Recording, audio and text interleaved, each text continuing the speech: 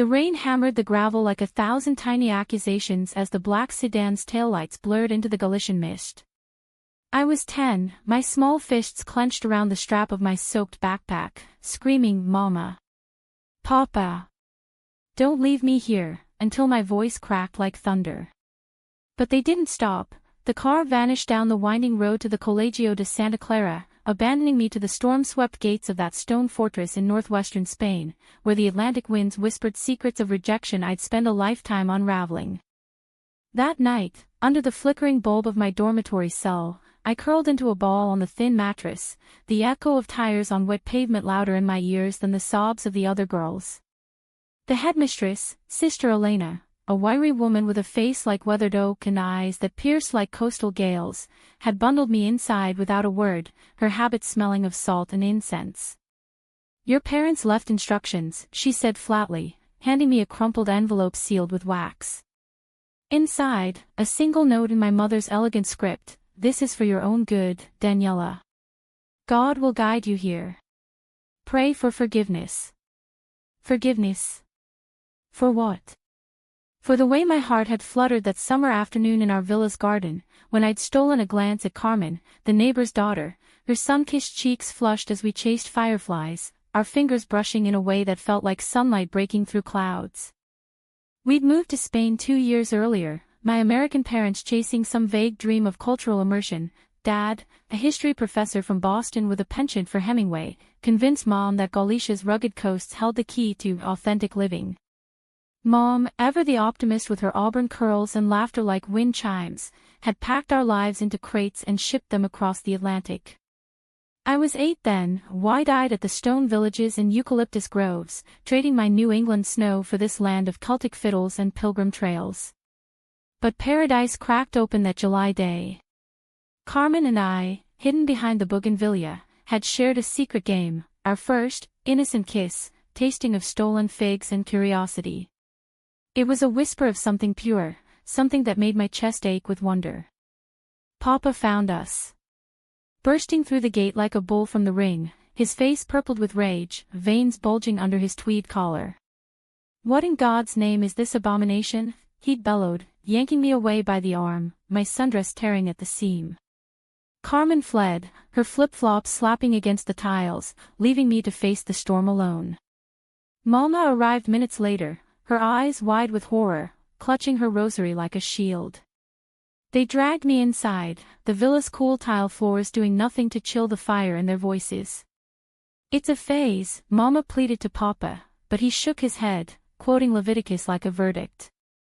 That night, over a dinner of cold gazpacho that stuck in my throat, they decided, boarding school. Not just any, Santa Clara, a Catholic enclave for wayward girls, perched on a cliff overlooking the Atlantic, where the nuns promised to straighten what they saw as bent. The drive there was a funeral procession. Papa gripped the wheel, silent as the fog-shrouded pines. Mama twisted her handkerchief, murmuring prayers under her breath. I begged, promised it was a mistake, that I'd pray harder, be better. But their faces were masks, love curdled into duty, faith weaponized against their own blood. At the gates, under that relentless rain, Papa finally spoke. "This is mercy, Daniela. Stay until you're ready to be our daughter again." Then they were gone, the engine's growl fading into the gale, leaving me with nothing but a suitcase of pressed uniforms and a heart fractured like sea glass. The first weeks at Santa Clara were a descent into gray. The school was a medieval relic, its corridors echoing with the shuffle of habits and the chime of Vespers bells. Girls from across Spain, daughters of diplomats, farmers, and faded nobility, filed into classes on theology, embroidery, and fractured English. I was the outsider, the Americana, with a Boston accent that drew snickers during recitations of the Ave Maria. Meals were thin porridge and suspicion, bedtime confessions under the nuns' watchful eyes unearthed sins as trivial as a stolen glance at a classmate's locket. But survival bred cunning. I learned to hide in plain sight, burying my questions under layers of piety. By 12, I'd mastered the art of the averted gaze, the demure nod. Yet in the quiet hours, when the dormitory's vaulted ceilings loomed like judgmental angels, memories of Carmen haunted me, her laughter like the strum of a gaita, the way her hand fit mine like a missing puzzle piece. I wrote letters to my parents, pages of pleas and promises, but they came back unopened, stamped return to sender. Once, a package arrived, a worn copy of The Little Prince, its margins filled with Mama's underlined verses about taming foxes. No note. Just the book, smelling faintly of her lavender soap. Puberty arrived like a thief, stealing my childhood and gifting me a body that felt foreign. At 14, during a rare outing to Santiago de Compostela's cathedral, I caught sight of a pilgrim woman, tall, with cropped hair and a staff carved like a shepherd's crook. Our eyes met across the incense haze, and something electric stirred, a pull deeper than curiosity. I fled to the cloister, heart pounding, vowing silence. But secrets fester. That year, Sister Elena summoned me to her office, a chamber lined with saints' icons that stared accusingly. "The devil whispers to the flesh," she intoned, her bony finger tracing my palm as if divining sin. Rumors had spread, whispers of my dreamy stares in the showers. Punishment followed, weeks in solitary prayer, knees bruised on the flagstones, reciting psalms until my voice was raw. Through it all, I clung to fragments of America, smuggled contraband like Dad's old jazz records, played on a hidden Walkman under my pillow. Billie Holiday's Husky Ache became my anthem, a bridge to the life I'd lost. By 16, I'd forged a fragile family among the girls, Sophia, the fiery Andalusian with a laugh that defied the nuns, and Lucia, quiet as mist, who sketched our portraits in stolen charcoal. We dreamed aloud in the apple orchard, plotting escapes to Madrid or even back to the States. "You'll be a writer," Lucia said one twilight, her pencil capturing my defiant chin. "Tell the world what they did to you." Graduation came at 18, a ceremony under leaden skies. No parents in the pews, just a certificate and a one-way ticket to Barcelona, courtesy of a scholarship for reformed girls. I left Santa Clara with a duffel bag and a resolve hardened like Galician granite. I'd build a life unapologetic, a testament to the girl they discarded. Barcelona buzzed with possibility, gaudy Ramblas, the sea's salty kiss, but loneliness gnawed. I waitressed in a tapas bar, my tips funding night classes in literature at the university. There, amid the clamor of Catalan debates, I found my voice, essays on exile, poems laced with salt and longing. It was in a cramped café off La Boqueria that I met Melanie. 22, she was a force, blonde hair tousled like she'd wrestled the wind, green eyes sharp as emeralds, an American transplant studying architecture. From Seattle, she'd fled a conservative family much like mine, chasing blueprints that promised reinvention. "You look like you carry the whole ocean in your shoulders," she said that first night, sliding into the booth across from me, her sketchpad open to half-drawn spires. I laughed, a sound rusty from disuse, and spilled my story over cortados. She listened, not with pity, but with the quiet fury of recognition. Our worlds collided slowly, like tectonic plates. Walks along the Barceloneta beach at dawn, where she'd trace gaudy-esque curves in the sand while I recited Lorca. Shared apartments in the Gothic Quarter, walls papered with her renderings and my scribbled verses. Melanie was sunlight to my shadow, practical where I wandered, anchoring me with her steady hand. "You're not broken, Danny," she'd murmur during my midnight doubts, her fingers weaving through mine. "You're a goddamn lighthouse." Love bloomed not in grand gestures, but in the everyday, her burning toast for breakfast, my reading aloud from Giovanni's room until we both wept. Yet the past was a tide that never receded. At 25, promoted to editor at a small press specializing in queer voices, I stared at my reflection in the office window overlooking the Mediterranean. Success tasted bittersweet, each milestone a ghost of what might have been. Melanie proposed on a whim during a trip back to Galicia, on the cliffs near Santa Clara, where the waves crashed like unresolved choruses. Kneeling in the heather, ring from a Finisterre jeweler glinting like a promise, she asked, "Will you build a life with me, storms and all?" I said yes, tears salting the wind, but as we drove away, the school's silhouette loomed, a scar demanding reckoning. The invitation sat on my desk for months, a crisp envelope sealed with wax like the one from my childhood, mocking me with its weight. Melanie found me there one evening, silhouetted against the Barcelona skyline, the city's lights flickering like hesitant fireflies. "Daniela," she said softly, her architect's hands, calloused from drafting tables, resting on my shoulders.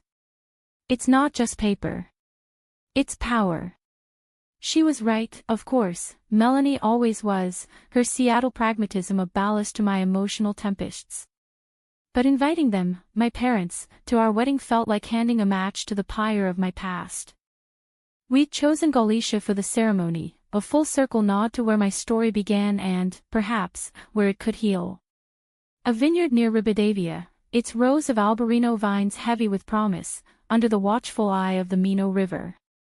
Neutral ground, I'd reasoned, far from Boston's Puritan echoes or Spain's Catholic grip, yet laced with the land's ancient empathy. The guest list grew: Sophia and Lucia, now scattered but summoned, Melanie's bohemian clan from the Pacific Northwest, arriving with flannel and folk guitars, a smattering of my literary circle, voices raised in toasts to resilience. But the invitations to Mom and Dad. Those I penned by hand, ink trembling like my pulse. "Dear Mother and Father," I wrote, the formality a shield. "Melanie and I are marrying on June 15th in the land that shaped me. Your presence would mean more than words can hold. No expectations, only an open door." I sealed them with a stamp of the Camino shell, symbol of pilgrims seeking absolution, and dropped them into the post like stones into the sea. Waiting was exquisite torture. Melanie filled the days with blueprints, our vows sketched like elevations, the aisle a curved path through arbors. We'd met her family virtually first, a chaotic Zoom from their rainy homestead, her dad, a retired logger with a beard like Spanish moss, cracking dad jokes, her mom, a librarian with Melanie's green eyes, quoting Auden on love's quiet revolutions. They embraced me sight unseen, no questions about my fractured origins. "Family's what you forge," her dad grunted over pixels, and I clung to that like driftwood. Spring unfurled, and replies trickled in. Sophia's RSVP came with a package, a gay to read, for piping your triumph. Lucia's sketches arrived, ethereal figures entwined under stars. Then, silence from the States. I buried myself in work, editing a memoir on queer exile that mirrored my own too closely, its author's words a scalpel to old wounds. "Betrayal isn't the end," she wrote. "It's the forge." Nights, Melanie pulled me from the desk, her lips brushing my temple. "We're not them," she'd whisper, our bodies aligning in the dark like constellations finding home. Intimacy with her was sacred, a language of touch that spoke forgiveness before words could.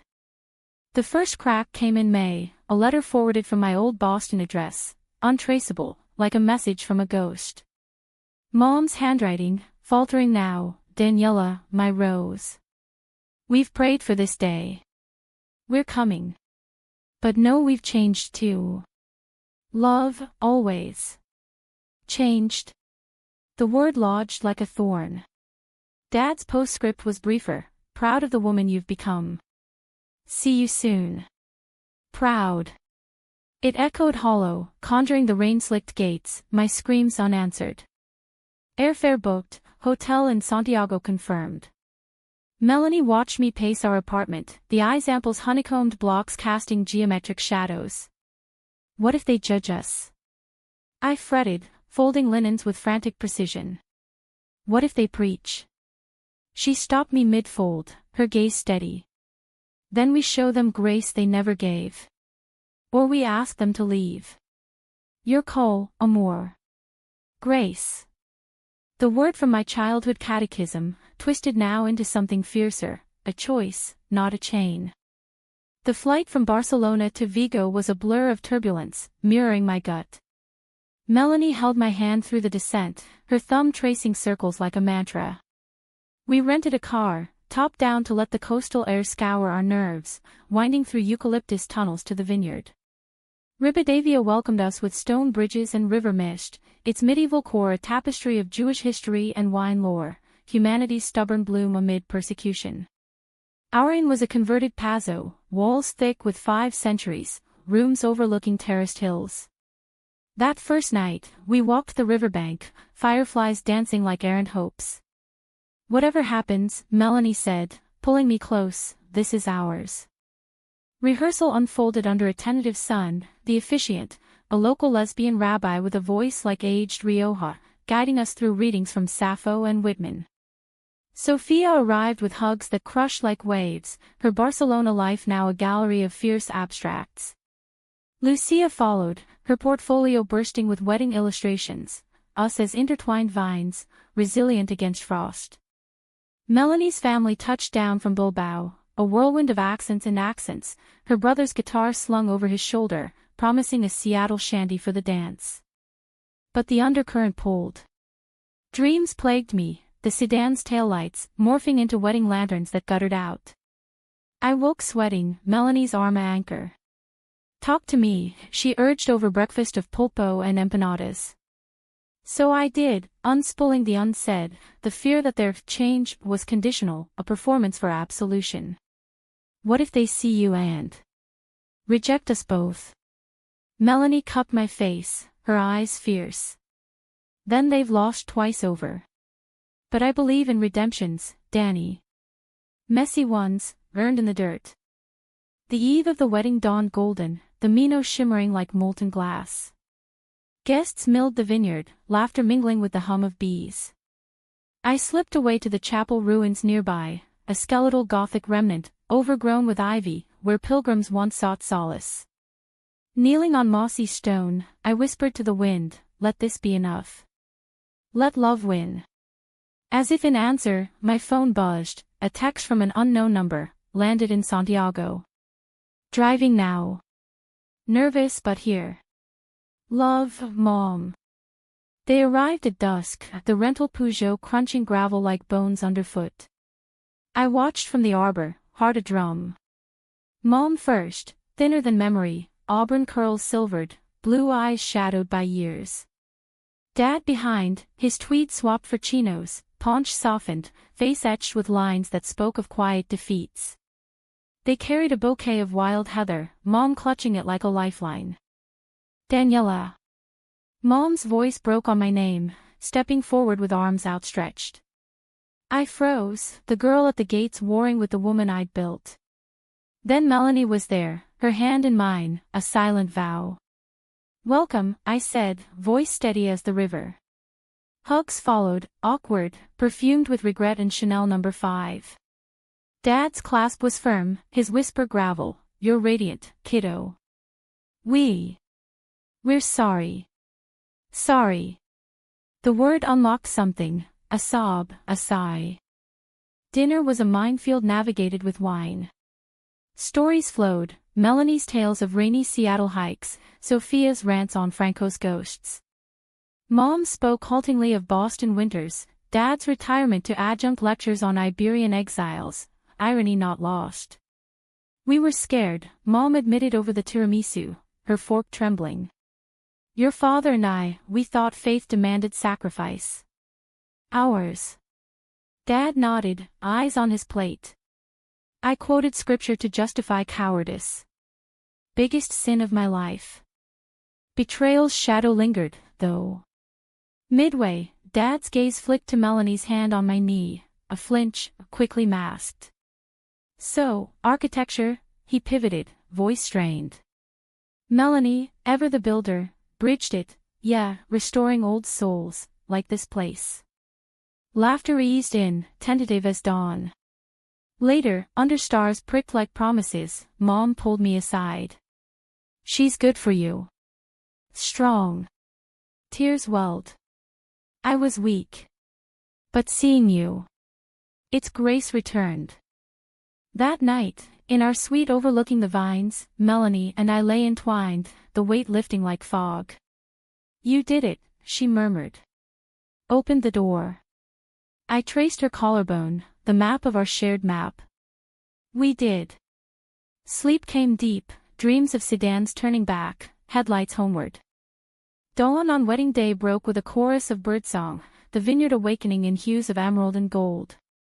I stood before the mirror in the Pazzo's bridal suite, Melanie's reflection joining mine, her cream suit tailored sharp, my gown a whisper of lace evoking Spanish shawls. Sophia fussed with my veil, Lucia snapped candid shots, their chatter a bomb. You look like a queen reclaiming her throne, Sophia declared, pinning a sprig of laurel. Outside, the arbor bloomed with wisteria, chairs draped in linen, the Mino a silver thread below. Mom knocked softly, entering with a velvet box. From your grandmother, she said, voice thick. Inside, pearl earrings, heirlooms I'd thought lost. She'd have loved this. The gesture cracked me open, Gran, with her sly winks and hidden Lorca volumes, the family's quiet rebel. Thank you, I whispered, fastening them, our fingers brushing, a bridge across chasms. The ceremony began at noon, sun filtering through leaves like benedictions. Guests rose as strings swelled, a local fiddler blending Celtic reels with Seattle folk. Melanie waited at the altar, green eyes locking on mine, her smile a beacon. We walked the curved aisle hand in hand, wildflowers crunching underfoot. Vows exchanged under the rabbi's warm gaze, mine, a poem of storms weathered, hers, blueprints of forever. Rings slid on, simple gold bands etched with vines, sealing us in the earth's quiet vow. Then the unexpected, during the readings, Dad stood. Unscripted, he cleared his throat, the crowd hushing. Daniela, he began, voice rough as gravel roads, I left you at those gates thinking I was saving you. Truth is, I was saving myself from truths I couldn't face. Pauses hung heavy, Mom's hand found his, knuckles white. Today, I see the woman, the life, you've built. No sermons, just this, I'm proud. And sorry doesn't cut it, but it's where I start. Applause rippled, but for me, it was a dam breaking. Tears traced my cheeks as I crossed to him, our embrace fierce, his cologne mingling with vineyard earth. The reception unfolded in laughter and light, tables groaning with percebes and empanadas, wine flowing like the Mino. Melanie's brother led a jig, Sophia twirling Lucia under lanterns. Mom danced with Melanie, tentative steps evolving to joy, whispers exchanged like old friends. She reminds me of you at her age, fierce heart, Mom said later, clinking glasses. Betrayal's echo surfaced once, over cake, Dad's confession of therapy, a Boston parish that preached inclusion, the slow thaw of frozen faith. We lost you to find ourselves, he admitted.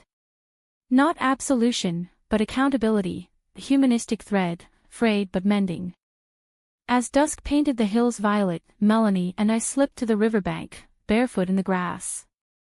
Fireflies ignited, mirroring the sparks in her eyes. How do you feel? She asked, head on my shoulder. Whole, I replied, the word a revelation. Not erased, scars remained, the abandonment a foundational stone, but integrated, part of the arch.